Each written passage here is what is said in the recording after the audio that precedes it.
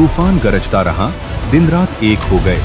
कश्ती पहाड़ों जितनी लहरों में तैरती रही और आखिर अल्लाह ने कहा, ए ज़मीन अपना पानी निगल ले, ए आसमान थम जा। पानी उतर गया, जरखेज जमीन दिखाई देने लगी और कश्ती जुड़ी नाम के पहाड़ पर ठहर गई। नूह अलैहिस्सलाम जमीन पर सजदा में गिर जाते हैं। उनके गिर्द साम, हाम, याफित, उनकी बेटियां, उनके शौहर और कुछ मोमिन लोग, बस यही लोग बचे थे। यही से एक नए दौर का आगाज होता है।